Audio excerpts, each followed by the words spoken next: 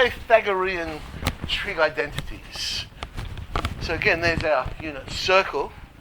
Let's derive them. We'll just draw in a right angled triangle. Again, radius 1 because it's the unit circle, of course. Mark in an angle theta. Now, looking at that, because it is the unit circle, we know, of course, that x squared plus y squared is equal to 1. That is, of course, the equation of the unit circle. But we also can work out via trig that the y turns out to be sine theta, because hypotenuse is just 1. And x turns out to be cosine of theta.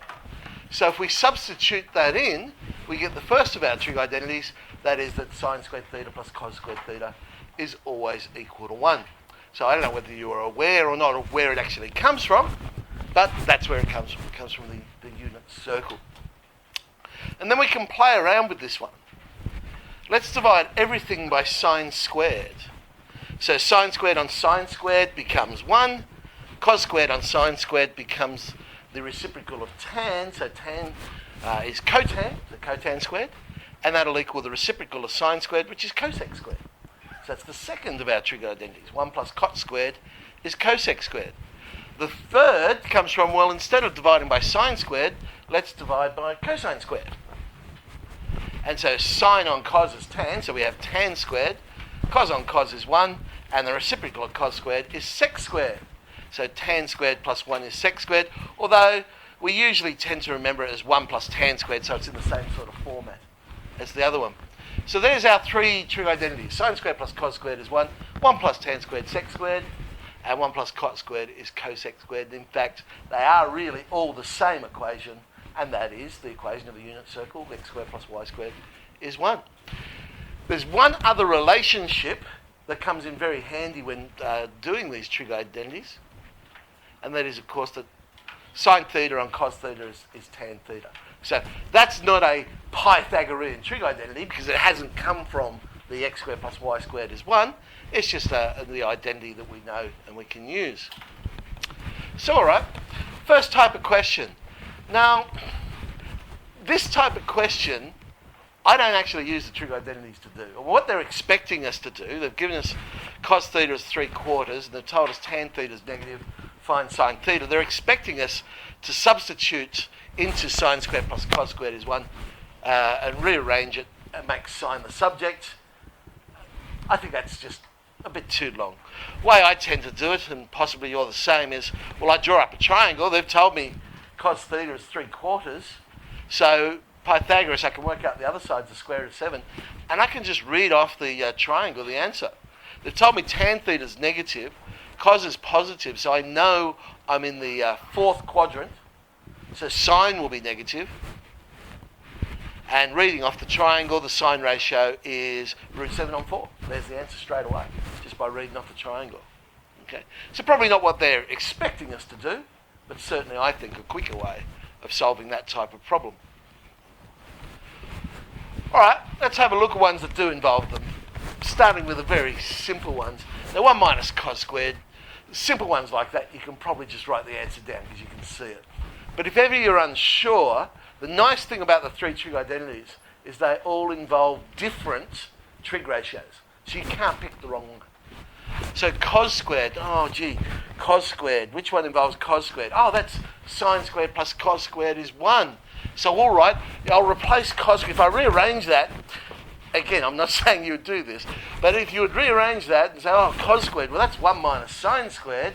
So I can sub that in for cos squared, and then I get 1 minus 1. Well, that cancels. Oh, the answer is sine squared. Now, in reality, if you worked out that cos squared is 1 minus sine squared, hopefully you would realise 1 minus cos squared is sine squared. But that, I guess, is the idea. If you're unsure, then replace the trig with the appropriate trig identity. Just make it the subject. So similarly, here, sec squared minus tan squared, which again is just a rearrangement of one of them. But if you didn't realise, well, hang on, I've got a trig identity that says 1 plus tan squared is sec squared. So let's replace sec squared with 1 plus tan squared. And oh, look, the tan squareds cancel, and we get the answer 1. Tan theta, cos theta. Hang on a sec. There's no squareds there. So that's when I think, well, I've got a tan. I guess I'm going to use that other useful relationship I'll turn the tan into a sine on cos. Coses cancel, and I've just got sine theta. So they're really pretty much the way I approach these questions. I look for which trig identity to use. If I can't, then I think, well, can I use that relationship? Tan is sine on cos. So here's a more interesting one. We're going to prove that 2 sec squared alpha minus 2 over 4 tan alpha is tan alpha on 2.